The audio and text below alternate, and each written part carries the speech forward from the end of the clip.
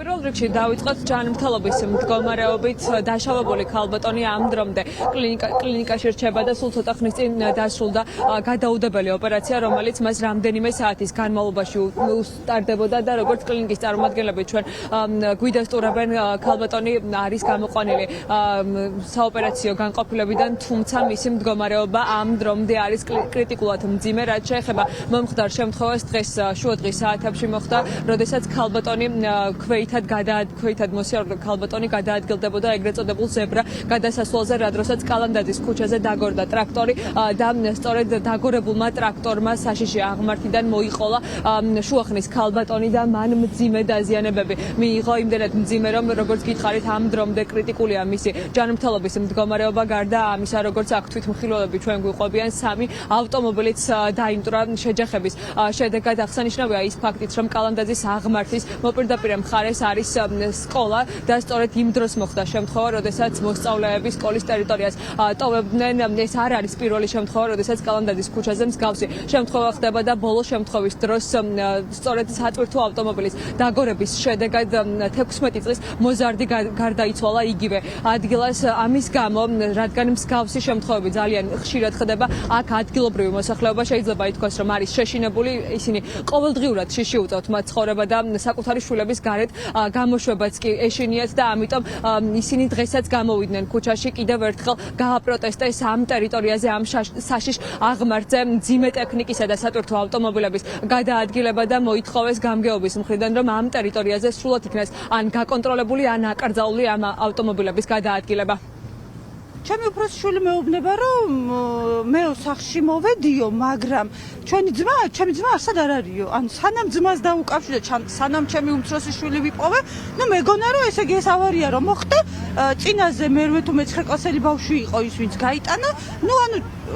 იქ მოვკვდი ერთხელ უკვე, ერთხელ ის ბავშვი რო გარდაიცვალა და მეორეჯერ ეხა დღეს სანამ გავიგერო, ამჯერად ჩემი შვილი არ იყო მსხვერპლი და ნამდვილად არ ვიცი, ხვალ ეს ახალი ტრაილერები ისე რო დაიწყებენ სიარულს, ვინ მოყვება უკვე მსხვერპლად, მე ვიქნები მამა ჩემი თუ ჩემი შვილი, ხო, არაფრისგან არ ვარ დაცულები, დამირეკეს დღეს ხოთაშორის გამგეობიდან და მითხებს, აბუქებ სიტუაციას, არ გავაფუქებ, თქვენ თუ ვერ მოხედავთ ამ ქუჩას, მაშინ აქ ცოტა მაცხოვრებელი არ ვარ და ცოტა მშობელი არ ვარ, ჩვენც გვაქვს სიტყვა გვეთქმის, ხო? ჩვენს ქვეყანაში ჩვენ შეგვიძლია გამოვთქვა ჩვენი ელემენტარული პროტესტი. ერთი ტრაქტორი იყო და დაახლოებით, ზუსტად რომ არ შემეშალოს, 3 მანქანა იყო ერთმანეთს შეჯახებული და უკვე აქ ქალბატონი იყო ძალიან მძიმე დაშავებული. ვითხოვთ იმას, რომ თუნდაც დარეგულირდეს დღის იმ მონაკვეთში ასეთი დიდი ტრაქტორი იქნება თუ სატვირთო მანქანა იქნება გადაადგილება, რადგან უყურეთ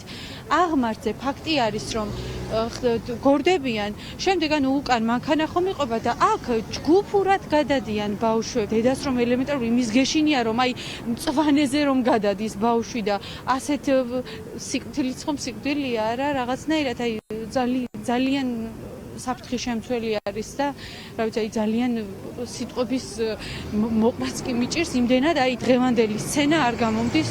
თვალიდან. ხმა გავიგე, დრახ. ესეთი რაღაცა ხმა გავიგე და რო გავიხედე და რო დავინახე, რომ ეს მიხქონდა, მე მგონი ამ ტრაქტორს ეს მანქანები, რო გავიგე, რომ მე უკვე ბალკონზე რო გავედი, რომ იქ ადამიანიც უკვე ვაიმე ძალიან ცუდი სანახავი იყო, შვილო ფეხი იქით ეგდო, ძაღლი იქით ეგდო და ადრეც იყო ეგეთი შემთხვევა კი ახალგაზრდა ბავშვი ეს დიდმა მანქანამ გაჭყლიტა. ბავშვი რო გარდაიცვალა, ბევრმა მოითხოვა, რომ ამ დიდ მანქანებს აქეთ არ ევლო. მაგრამ არ მომხდარა ხო რა? ხო, რაღაცა პერიოდი მე მგონი გაჩერდა და ეხლა ისევ დადიან ეს დიდი მანქანები. ძალიან ცუდი სიტუაცია, ბავშვები გადარბიან, გადმორბიან. სკოლასთან ახლოს არის და რაღაც საკითხო მომენტი რო იყოს, რა თქმა უნდა, ბავშვები გადადიან აქეთ-იქიდან, რა თქმა უნდა, გაჩერებაზე რომ უნდა დადიხარ, ეს შუბნიშანი უნდა გაიარო და ის უნდა გაიარო, რა თქმა უნდა. დღეს რასაც მოვიდა ადამიანს, აშკარად შეიძლება შენც იყო, ამ დროს იმ მომენტს შენი შვილი შეიძლება მარტო გადავიდეს სკოლაში, გზა და მოხდეს ეს რაღაც. თქვენ ისმენთ პირდაპირ ეთერში ადგილობრივი მაცხოვრებლების კომენტარებს, რომლებიც ამბობენ, რომ რამდენჯერმე მიმართეს ადგილობრივ გამგეობის წარმომადგენლებს განცხადებით, რომ კალანდაძის ქუჩაზე აიკრძალოს სატვირთოების გადაადგილება, თუმცა ეს ფაქტი უყურადღებოდ დატოვეს და ვხედავთ, რომ რა შედეგი მოჰყვება ამ უყურადღებობას და ამიტომ ეს ადამიანები ამბობენ, კიდევ ერთხელ მოუწოდებენ გამგეობის წარმომადგენლებს, რომ დროულად იქნას შესაბამისი